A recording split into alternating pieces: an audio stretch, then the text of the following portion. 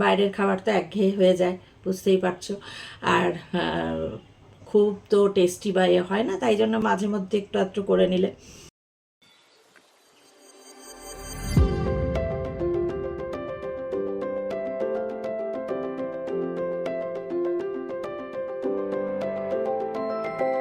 সবজিপাতি বলতে ফুলকপি, ডাঁটা, কুমড়ো, বেগুন আর আলু।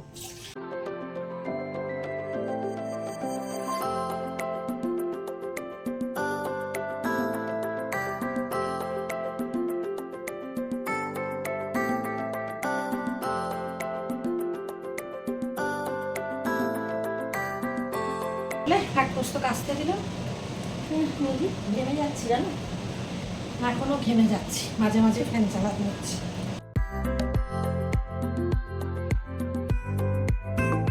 বন্ধুরা, আজকে ব্লগটা এখানে শুরু করছি। এরকম রান্নাঘরে বসে একটুখানি তরকারি কাটতে এসেছি। এখন বাজলো 10টা 25, আর আজকে হচ্ছে 26শে নভেম্বর, মঙ্গলবার। কেমন আছো বন্ধুরা? আশা করি সবাই সুস্থ আছো, ভালো আছো, আর যে যেখানে আছো ঈশ্বরের কৃপায় নিরাপদে আছো, মঙ্গলে আছো। আজকে একটুখানি ভাবছি, ফুলকপি কালকে আনানো হয়েছিল, সেই ফুলকপির একটু ডাঁটাগুলো সেটা দিয়ে একটু কুমড়ো দিয়ে, আলু দিয়ে, বেগুন দিয়ে একটু চচ্চড়ি করি, একটু সর্ষে আর পোস্ত বেটে তো করে রাখি। মাঝে মধ্যে একটু খেতে ভালোই লাগছে, কারণ বাইরের খাবার তো একঘেয়ে হয়ে যায়, বুঝতেই পারছো। আর খুব তো টেস্টি বা এ হয় না, তাই জন্য মাঝে মধ্যে একটু আধটু করে নিলে ভালো। টানা তো মেয়ে থাকাকালীন করেইছি, তো তারপর এক টানা তো সব করতে পারবো না, সেই জন্য ওই এরকম একটা একটা করে করছি। একটু করতেও, রান্না করতেও ভালো লাগে আর খেতেও ভালো লাগবে। তো চলো কাজটা শুরু করি। আজকের ব্লগটা এখান থেকে শুরু করলাম, বাকি দিনটা কীরকম যাবে জানি না। আজকের দিনটা আমার জীবনের একটা অত্যন্ত গুরুত্বপূর্ণ দিন, যে দিনটা আমার জীবনে না এলে আমি খুব খুব খুব খুশি হতাম এবং হয়তো খুব সুখীও হতাম, কিন্তু যা হয়ে গেছে তা হয়ে গেছে। তো সেই দিনের জের টানতে হবে। তো এই দিনটা আর 5টা দিনের মতন একই রকমভাবে আমার জীবনে আসে, কিন্তু হ্যাঁ, মনটা হয়তো আরেকটু খারাপ করে দেয় যে যদি এই দিনটা না আসতো জীবনে, তাহলে হয়তো অন্যরকম কিছু হতো। তো যাই হোক, এসে যখন গেছে এবং এতগুলো বছর পেরিয়ে গেছে, তখন বাকি জীবনটাও তো এভাবেই পার করতে হবে, যতদিন না এই জীবন থেকে, মানে জীবন বলতে এই আত্মার মুক্তি ঘটে, ততক্ষণ এই জীবনেই আমাকে থাকতে হবে, এভাবেই চলতে হবে। সব কিছু নিয়ে আমাকে দেখে তো আবার মনে হয় আমি ভীষণ সুখী। আমাকে আমার কোনো দিন জীবনে কেউ কিচ্ছু করেনি, আমাকে কেউ ছুঁয়েও দেখেনি, একটা কথা কটু মানে বলেই দেখেনি, ভীষণ হ্যাপি। তো চলো এই হ্যাপি হয়েই দিনটা কাটিয়ে দিই। বাকি দিনটা সব পুরো জীবনটাই তো ভীষণ আনন্দের সঙ্গে কাটাচ্ছি, আগামী দিনগুলোও সেই রকমই খুব আনন্দে কাটবে আমার, সেটা আমি জানি খুব ভালো করে। তো চলো শুরু করে দিই তরকারি কাটা, সবজি পাতি কাটাকুটি, তারপরে রান্না বসিয়ে দিই। আর বক বক করবো না, দেখি রান্না বান্না করে কি করি, কি করি কদিন মুখ বন্ধ করে থাকতে ভাল লাগে না। দেখি যদি পারি একটু ফাঁকে একটু দাদা বৌদির সঙ্গে গল্প করে আসবো, যদি দেখা যাক। কাজটা শুরু করে দিই। এবার চলে এসেছি সবজি কাটতে। তো কুমড়ো আনিয়েছি একটু মন্টুকে দিয়ে, কারণ অল্প একটু কুমড়ো না হলে ঠিক ডাঁটা চচ্চড়িতে কুমড়ো না পড়লে হবে না। কুমড়ো ছাড়া ওই কপির ডাঁটা দেবো আর বেগুন আর আলু, এই আর একটু সর্ষে পোস্ত বাটা করে তারপরে করব রান্নাটা। তোমাদের মধ্যে কেউ কেউ বলেছো যে রোজ রান্না করলে সময়টাও কাটবে আর রান্না করাটা করলে ভালো শুধু শুধু। তো রান্না করতে আমিও ভালোবাসি, কিন্তু কি বলো তো, আমার প্রত্যেক দিন রান্না করাটা একটু চাপের। তার কারণ মানে যেহেতু হাই প্রেশার খুব এবং অন্যান্য সমস্যা, তো ডাক্তারদের বলা আর কি যে যেন আগুনের সামনে আমি টানা ওরকম না করি। তো সেই কারণেই হচ্ছে মেন যে ধরো করতেই পারি আমি, কিন্তু তারপরে যদি শরীর কিছু খারাপ হয়ে যায় তো সেটার কারণ নেই যে একটা মানে হোম ডেলিভারি থেকে নেওয়া। কারণ প্রত্যেক দিন আহ, আর আমাকে তো মানে ধরো সাহায্য করার কেউ নেই বলেইছি এই সমস্ত কোটা বাছা বাটা সব কিছু করে নিতে হয়, ধোয়াধুয়ি, তাছাড়া অন্যান্য কাজকর্ম যে থাকে সেগুলো তো দেখতেই পাও তোমরা, যেগুলো দেখতে পাও তার বাইরেও অনেক কিছু কাজকর্ম থাকে। তো সেই সমস্ত মিলিয়ে মিশিয়ে আর কি প্রত্যেক দিন করাটা হয়ে ওঠে না। ওই মেয়ে এলো তখন একটা মনের জোরে বা মনের আনন্দে সেটা করলাম, কিন্তু তাছাড়া এমনি করাটা একটুখানি চাপের হয়ে যায় আমার কাছে। তবু দেখো এখন চেষ্টা করছি প্রত্যেক দিনই একটা না একটা কিছু করতে, কারণ সেটা করতে পারলে ভালো লাগে, নিজেরও কাজ করতেও ভালো লাগে, রান্না করতে তো ভালো লাগে, আর তাছাড়া খেতেও একটু যেমন খাই তার থেকে তো একটু আলাদা, একটু তো টেস্টি হয় সেইটাই। তো এইটাই হচ্ছে কারণ, আর কোনো কারণ নেই। তার কারণ যদি সেরকম হতো তাহলে তো রান্নার লোক রাখতাম বা এ করতাম, সেটা নয়। ওটাই কারণ যে যেহেতু কখন পড়ে যাব আবার তার কোনো ঠিক নেই, সেই জন্য টানা করাটা একটু অসম্ভব হয়ে যাচ্ছে। আর সব কিছু মিলিয়ে মিশে এখন আগের মতন তো এনার্জি ধরো নেই। কারণ এনার্জি এই কারণেই নেই, আহ, ওই যে বাইরে থেকে আবার বললে তো অনেকে বলে যে আমার চেহারা দেখে বোঝা যায় না যে আমার কোনো সমস্যা রয়েছে বলে। সত্যি সত্যিই আমার অনেক অনেক অনেক কিছু সমস্যা রয়েছে, যেগুলোকে আমি গুরুত্ব না দিয়েই চলছি, কিন্তু সেগুলো নিয়ে চলাটা সত্যিই অসুবিধা। তো যাই হোক, এইসব কারণের জন্যই হয়ে ওঠে না। ইচ্ছে তো সবারই করে। আর তার থেকে বড় কথা আরেকটা, সেটা হচ্ছে আমার বাড়ির যিনি মালিক আর কি, তাকে মালিকই তো বলতে হবে না, আমি তো তার কর্মচারী। তো সেই মালিক তো রোজ বাজার করবেন না, অথচ অন্য কাউকে বাজার করতে দেবেনও না। কারণ ওনার ধারণা সমস্ত মানুষই নাকি ঠকানোর জন্য বসে আছে, সবাই চুরি করবার জন্য বসে আছে। তো সেই কারণে উনি কাউকে মানে বাজারটা দেন না, আবার নিজেও করবেন না। তাহলে আর কি করা বলো? সেক্ষেত্রে তো হোম ডেলিভারির সাহায্য নেওয়া ছাড়া কোনো উপায় থাকছে না। উনি যদি বাজারটা করে আনতেন ঠিকঠাক, তাহলে আমি কষ্টসৃষ্ট হলেও করে নিতাম। সবজি পাতি কাটাকুটি হয়ে গেল। সবজি পাতি বলতে ফুলকপি, ডাঁটা, কুমড়ো, বেগুন আর আলু, এই এই দিয়ে একটুখানি অল্প করে একটু করে নিই। জামা কাপড় মেলা আছে, তারপর নেবো। এটা বসিয়ে রান্নাটা বসিয়ে জামা কাপড়টা মেলে নেব।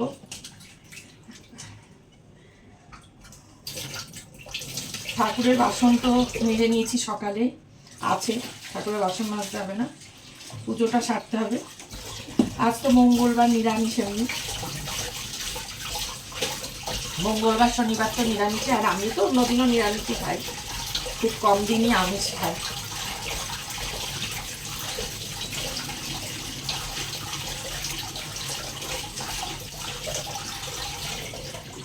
ফুলকপির ডাঁটিগুলো কচি আছে বুঝেছো, তারপরেও ভাবছি একটুখানি সামান্য একটু ভাপিয়ে নিই। কারণ যদি ইয়ে হয়, যদি মানে ইয়ে না হয়, একটুখানি অল্প করে একটুখানি ভাপিয়ে নিই। আর তো কিছু ইয়ে করতে হবে না, সব ভেজে নেব।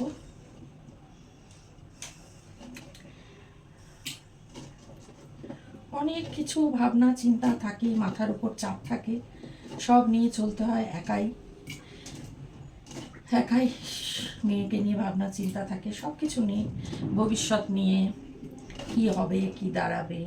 একটা মানে শরীর টরীর খারাপ হলে কেউ তো দেখার নেই ধরো, এই সব ভাবি। কিন্তু তারপরে আবার ভাবি যে যার কেউ নেই তার ঈশ্বর আছেন, তাই না, তার ভগবান আছে। তো কিছু না কিছু হয়ে যাবেই, যা হোক। কিন্তু ওইটুকুই যে সুস্থ থাকাটাই হচ্ছে সব থেকে বড় দরকার। এখনকার দিনে সুস্থ থাকাটাই সব থেকে বড় দরকার। কে আর অসুস্থ থাকতে চায় বলো? আমিও সুস্থই থাকতে চাই, কিন্তু সব কিছুর ওপর তোমাদের হাত নেই।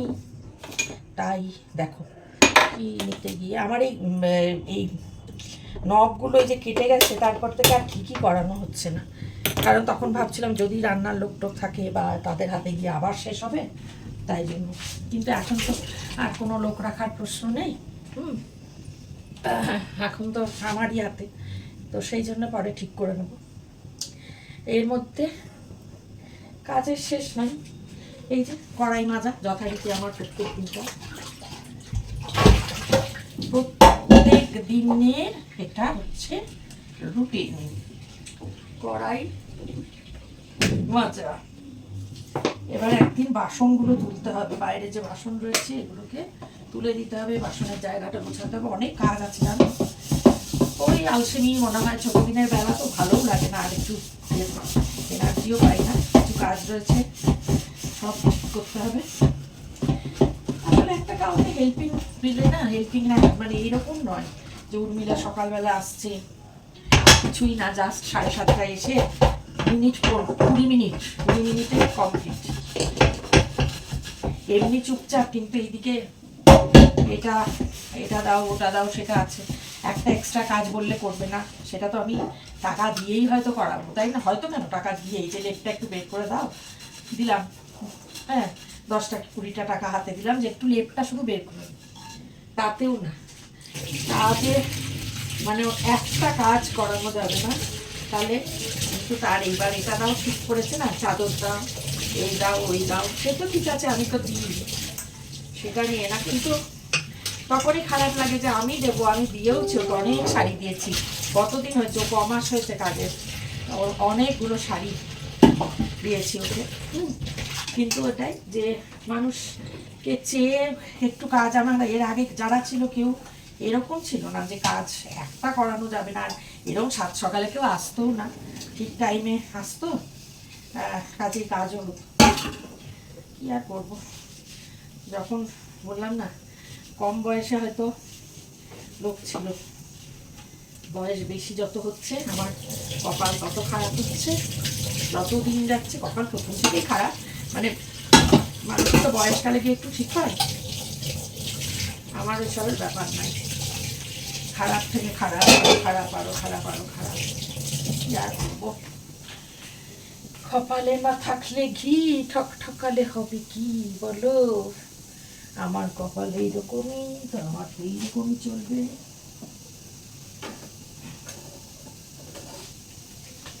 আমার কপাল এইরকম, আমার এইরকমই চলবে, কিছু করণীয় নেই।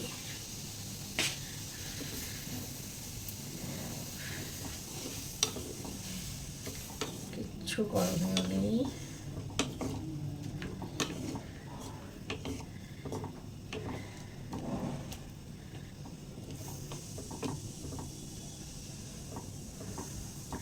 সর্ষেটা একটু, সর্ষে আর একটু পোস্ত বাটবো, বুঝলে, অল্প করে একটুখানি অল্প করে সর্ষে আর পোস্ত বাটবো। সর্ষেটা কোথায় রাখবো তাই ভাবছি। ও এখানে তো কৌটো আছে, এটাতে কি একটুখানি পোস্ত রয়েছে, এটা এই ঢাকনা কোথায় গেল?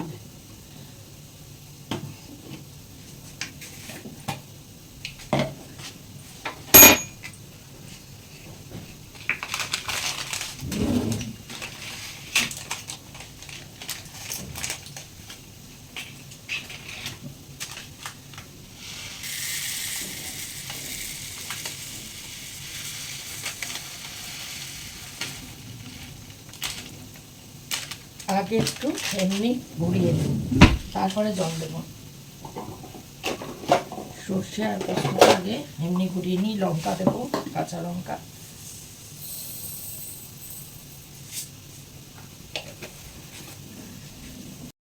তো এবার সব রেডি করে এই কড়াইয়ে তেল দিয়ে দিলাম, সর্ষের তেলেই হবে অবশ্যই এই রান্নাটা।